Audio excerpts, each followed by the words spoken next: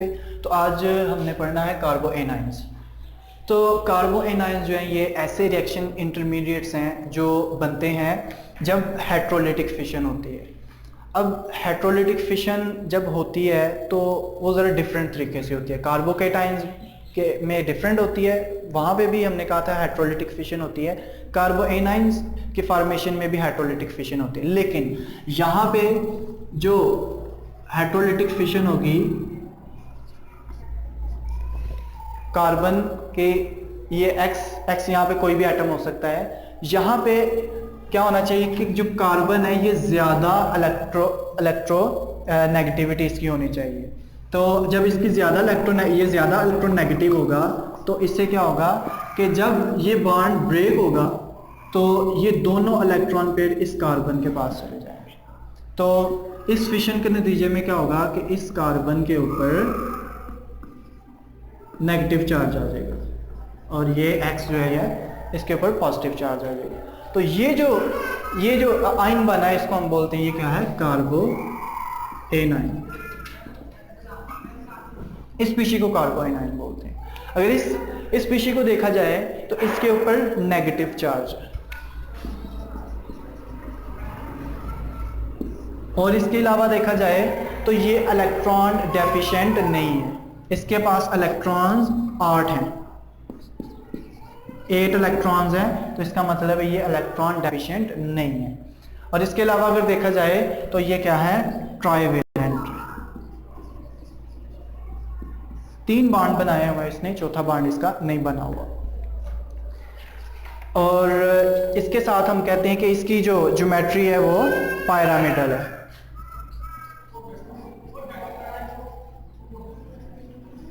Pyramidal इसकी geometry होती है। कैसे इसकी ज्योमेट्री लिखते हैं हम, ये कहते हैं जी, फॉर एग्जांपल कोई भी ये इस तरह है इसके साथ, तो ये जो एक इसका लोब है ये क्या होगा, ये लोन पेयर इसके पास मौजूद होता है। तो ये था इसका इंट्रोडक्शन। इसके बाद हमने देखना है कार्बो एनाइंस के बारे में कि कार्बो एनाइंस की जनरेशन, कौन से ऐसे रिएक्शन है जिसमें कार्बो एनाइंस प्रोड्यूस होते हैं। इसके बाद हम इसकी स्टेबिलिटी भी देखेंगे कि ये कौन से कार्बो एनाइंस है जो स्टेबल होते हैं, और इसके बाद हम देखेंगे कि ये इनके रिएक्शंस क्या होते हैं। तो स्टेबिलिटी ऑफ कार्बो एनाइंस में हम 2 फैक्टर्स पढ़ेंगे। स्टेबिलिटी, पहली बात हम कहते हैं कि जो कार्बो एनाइन है उसके साथ जो अटैच जो ग्रुप्स हैं वो किस तरह के, वो 2 तरह के हो सकते हैं। या तो वो जैसे मैंने यहाँ पे एग्जांपल लिखी थी, जो चले ये एग्जांपल ले लेते हैं कार्बो एनाइन। इस कार्बन के साथ ये जो ग्रुप्स हैं ये किस तरह के, या तो ये इलेक्ट्रॉन डोनेटिंग हो सकते हैं और या ये क्या हो सकते हैं, इलेक्ट्रॉन अट्रैक्टिंग। अगर तो इलेक्ट्रॉन डोनेटिंग ग्रुप होंगे ये आर ग्रुप, अगर ये इलेक्ट्रॉन डोनेट करेगा इस कार्बन को तो क्या होगा, इसके पास पहले ही कार्बन पे नेगेटिव चार्ज है, इसके पास इलेक्ट्रॉन्स मौजूद हैं। तो अगर इसको इलेक्ट्रॉन डोनेटिंग ग्रुप इसके साथ अटैच होगा तो ये क्या हो जाएगा, ये लेस स्टेबल हो जाएगा। लेकिन अगर इस कार्बन के साथ ये जो आर है ये कोई इलेक्ट्रॉन अट्रैक्टिंग ग्रुप हो, जैसे CN, ये क्या करेगा, इलेक्ट्रॉन अट्रैक्टिंग ग्रुप है, तो ये जो नेगेटिव चार्ज है, ये जो इसके पास इलेक्ट्रॉन्स हैं, ये उसके ऊपर भी शिफ्ट हो सकते हैं इसको स्टेबलाइज करने के लिए। और इसके बाद हम देखते हैं कि इसमें जो सेकंड जो इसका फैक्टर होता है इसकी स्टेबिलिटी में, वो क्या है, रेजोनेंस। अगर किसी कार्बो एनाइन में रेजोनेंस पाई जाएगी तो वो कार्बो एनाइन बहुत स्टेबल होगा। जैसे बेंजाइल कार्बो एनाइन हमारे पास होता है, ये कार्बो एनाइन है। ये कार्बो एनाइन क्या करेगा, इस पे जो नेगेटिव चार्ज है ये क्या, ये रिंग के अंदर डीलोकलाइज हो जाएगा। याद रखनी है बात, जब चार्ज एक से ज्यादा एटम्स पे डीलोकलाइज हो जाता है तो वहां पे स्टेबिलिटी आती है। यहाँ पे क्या था कि ये जो नेगेटिव चार्ज है ये इसी के ऊपर अगर लोकलाइज हो गया, इसी के ऊपर रहेगा, किसी और एटम पे नहीं जा सकता, तो ये लेस स्टेबल हो जाएगा। अगर लेकिन यहाँ पे हमने क्या बोला है कि ये इसके रिंग के अंदर चला जाता है और यहाँ पे क्या होगा कि इसकी रेजोनेटिंग स्ट्रक्चर इस तरह बन सकती है। यहाँ पे डबल बॉन्ड बन जाएगा और ये नेगेटिव चार्ज यहाँ पे आ जाएगा इसका, सॉरी यहाँ पे। नेक्स्ट क्या होगा, नेगेटिव चार्ज जो है एक कार्बन को छोड़ के अगली पे जा, जैसे यहाँ पे था नेगेटिव चार्ज एक कार्बन को छोड़ के यहाँ पे आया, अब यहाँ से एक कार्बन को छोड़ के इधर आ जाएगा। चार्ज इस तरह मूव करते हैं, यहाँ पे चार्ज है एक कार्बन छोड़े अगली पे ले आए यहाँ पे, और बॉन्ड जो है ये अपोजिट साइड की तरफ लेगी, पहले यहाँ था अब इधर चला जाएगा। इसके बाद यहां से एक कार्बन को छोड़ के नेगेटिव चार्ज इधर आ जाएगा, और डबल बॉन्ड यहां था यहां से अब इधर आ जाएगा, और नेक्स्ट यहां से इसको छोड़ के इधर चला जाएगा, दोबारा से ये बनेगा। तो ये थी इसकी स्टेबिलिटी। तो इसका मतलब है ये जो बेंजाइल कार्बोनाइन है ये बहुत स्टेबल है एज कंपेयर टू जो ओपन जिनमें रेजोनेंस नहीं होती, जैसे फॉर एग्जांपल ये है प्रोपाइल कार्बोनाइन है, तो इसकी निस्बत ज़्यादा स्टेबल ये बेंजीन वाला है। इसके बाद हम देखते हैं कि जो कार्बोनाइन्स हैं ये किन रिएक्शंस में जनरेट होते हैं।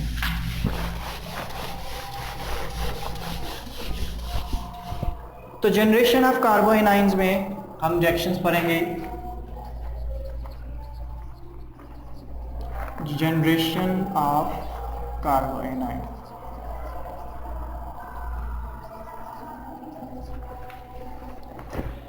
इसके जनरेशन में हम बोलते हैं कि ये बन सकते हैं जब हाइड्रोजन एक्सट्रैक्ट हो जाए। क्या हो जाए? एक्सट्रैक्ट हो जाए, मतलब किसी भी कंपाउंड में से हाइड्रोजन जो है वो रिमूव हो जाए। फॉर एग्जांपल मैं एक कंपाउंड लिखता हूँ यहाँ पे, ये नाइट्रो ग्रुप है यहाँ पे, और यहाँ पे CH3। इसको मैं कोई बेस दूँ, जैसे OH माइनस KOH से आ जाए, NaOH से आ जाए, ये क्या करें, यहाँ से एक प्रोटॉन उतार लें तो पीछे क्या बचेगा? CH2। तो ये क्या बन गया? ये कार्बोनाइन जनरेट हो गया। इसके अलावा इसी में अगर देखा जाए, ये इस तरह ले लें इसको, हाइड्रोजन हाइड्रोजन, इसको भी भेज दे OH माइनस, ये क्या करेगा, यहाँ से इसको रिमूव कर लेगा और पीछे यहाँ पे हाइड्रोजन बन, यहाँ पे नेगेटिव चार्ज आ जाएगा। तो ये क्या बन गया? ये कार्बोनाइन बन गया। इसके बाद और कौन से रिएक्शंस है जिसमें ये प्रोड्यूस होता है? अनसैचुरेटेड कंपाउंड जो हमसे भी प्रोड्यूस हो सकता है। अनसैचुरेटेड कंपाउंड्स कैसे हो सकता है? अनसैचुरेटेड कंपाउंड से फॉर एग्जांपल मेरे पास ये अनसैचुरेटेड कंपाउंड है। जब अनसैचुरेटेड कंपाउंड्स पे न्यूक्लियोफाइल कोई अटैक करता है, तो न्यूक्लियोफाइल के अटैक से क्या होता है, ये न्यूक्लियोफाइल है, ये इस कार्बन पे अटैक करेगा तो ये इलेक्ट्रॉन यहाँ पे शिफ्ट हो जाती है। इससे क्या होगा कि CH2 न्यूक्लियो, यहाँ पे नेगेटिव चार्ज आ जाएगा, और ये क्या है, ये नेगेटिव चार्ज आ गया तो ये कार्बोनाइन। इसके अलावा और रिएक्शंस देखते हैं मजीद इसकी जनरेशन के। ये अल्काइल हैलाइड से भी जनरेट हो जाता है। अल्काइल हैलाइड से कैसे जनरेट होता है? फॉर एग्जांपल RX है, जब हम ग्रिग्नार्ड रिएजेंट बनाते हैं, मैग्नीशियम के साथ रिएक्शन करवाएं ईथर की मौजूदगी में, इसके नतीजे में क्या होता है कि ये ग्रिग्नार्ड रिएजेंट बनते हैं RMgX। तो ये जो R है ये कार्बोनाइन के तौर पे एक्ट करता है। ये ग्रिग्नार्ड रीजन पे मेरा अलग से लेक्चर भी है, वहाँ पे इसकी डिटेल भी देख सकते हैं। इसके बाद हमने देखना है इसके रिएक्शंस कार्बोनाइन्स के।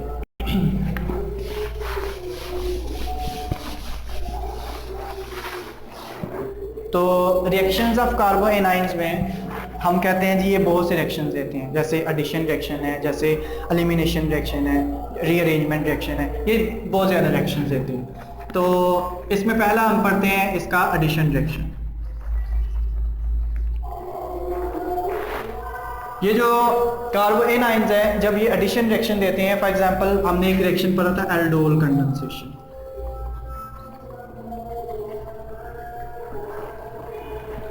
इस एल्डोल कंडेंसेशन में क्या हुआ था कि हमारे पास फॉर एग्जांपल ये एसिटल्डिहाइड है, इस एसिटल्डिहाइड का जब इसी बेस से रिएक्शन करवाते हैं बेस की मौजूदगी में, तो ये बेस क्या करते हैं, यहाँ से एक प्रोटॉन रिमूव करती है और इससे क्या बनता है,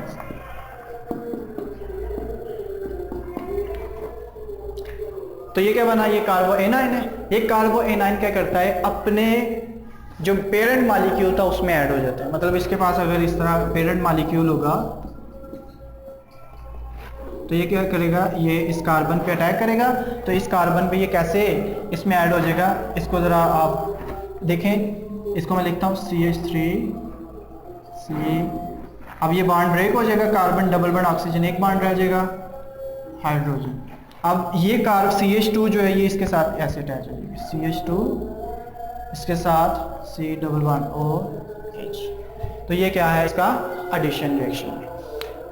इस रिएक्शन के बाद हम देखते हैं एक और एडिशन रिएक्शन, वो क्या है, जब ग्रिग्नार्ड रिएजेंट CO2 के साथ रिएक्शन करते हैं।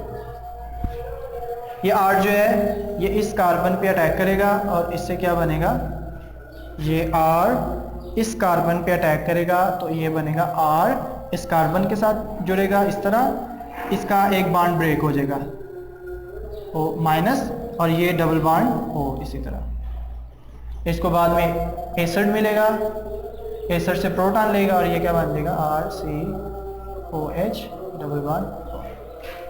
तो ये था एडिशन रिएक्शन कि कार्बो एनाइंस जो है वो ऐड भी हो जाते हैं। इसके बाद जो हमने रिएक्शंस देखने हैं इसके, वो है एलिमिनेशन रिएक्शन। एलिमिनेशन रिएक्शन में हम देखेंगे स्टाइरीन फॉर्मेशन।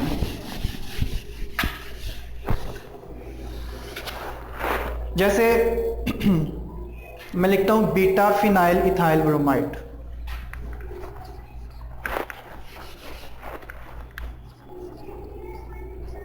CH2Br।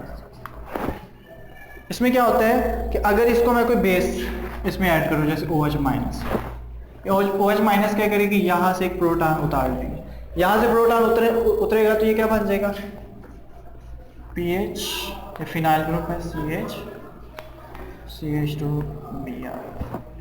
इसके बाद क्या होगा, ये जो लोन पेयर होगा यहाँ पे जो नेगेटिव चार्ज है यहाँ पे डबल बॉन्ड बनाएगा और ये यहाँ से ब्रोमाइड रिमूव हो जाएगा, तो हमारे पास क्या बचेगा पीछे, डबल बॉन्ड CH। ठीक है जी, और ये हमारे पास क्या है, स्टाइरीन। तो ये था इसका एलिमिनेशन रिएक्शन। इसके बाद हम देखते हैं इसका डिस्प्लेसमेंट रिएक्शन।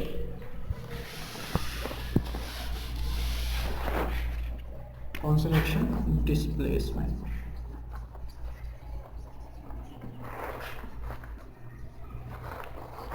इस रिएक्शन में जो हम एग्जांपल लेंगे वो लेंगे डाइइथाइल मैलोनेट की। तो डाइइथाइल मैलोनेट क्या करता है, C2H5 COO CH2। ठीक है, यहां से क्या होगा, ये OET माइनस है, ये यहां से एक हाइड्रोजन ले लेगा, इसके नतीजे में क्या बनेगा C2H5 COO CH माइनस। दो हाइड्रोजन थी, एक हाइड्रोजन यहाँ से रिमूव हो गई है, तो इसके नतीजे में क्या बनेगा, ये हमारे पास कार्बोएनाइन इंटरमीडिएट बना। अब अगर इसमें जो है ना हम रिएक्शन करवा दें इसका अल्काइल ब्रोमाइड से, तो ये क्या करेगा, यहाँ पे R ग्रुप ऐड इसमें अटैच हो जाएगा, तो ये क्या हुआ, ये सब्स्टिट्यूशन रिएक्शन हो गया, डिस्प्लेसमेंट हो गया। यहाँ पे हाइड्रोजन की जगह क्या आ गया है, कोई R ग्रुप आ गया, तो ये R ग्रुप क्या करेगा, यहाँ पे लग जाएगा, किस तरह, C2H5 COO CHR। तो ये है डिस्प्लेसमेंट रिएक्शन। इसके बाद जो हमारे पास रिएक्शन आते हैं वो है रीअरेंजमेंट रिएक्शन। तो रीअरेंजमेंट में क्या होता है,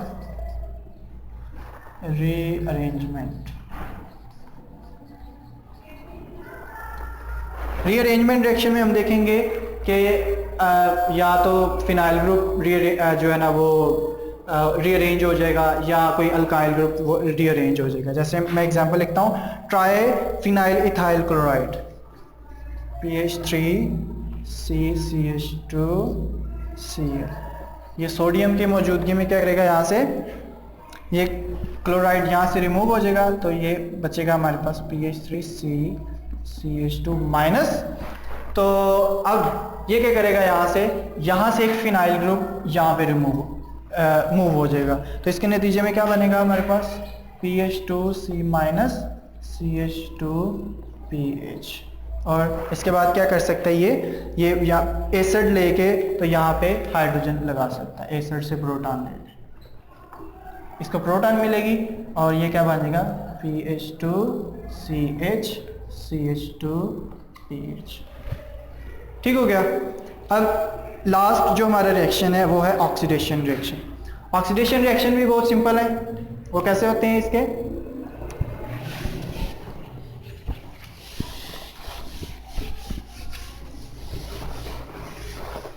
इसके ऑक्सीडेशन रिएक्शन में अगर हम एग्जांपल देखें तो हमारे पास एग्जांपल है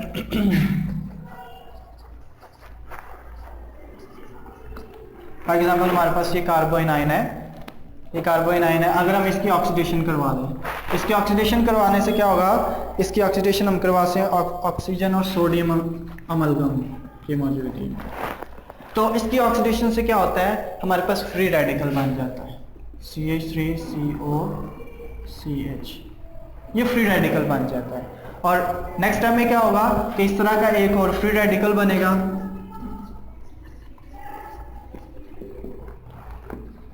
दो फ्री रेडिकल मिलके तो क्या बना देंगे,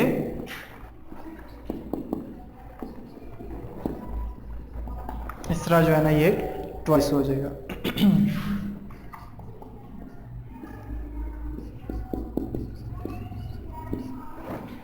तो दो इस तरह के फ्री रेडिकल मिलके आपस में तो ये क्या कर देंगे ये ऑक्सीडेशन हो गई, ये दोनों मिल गए। तो ये था कार्बोएनाइन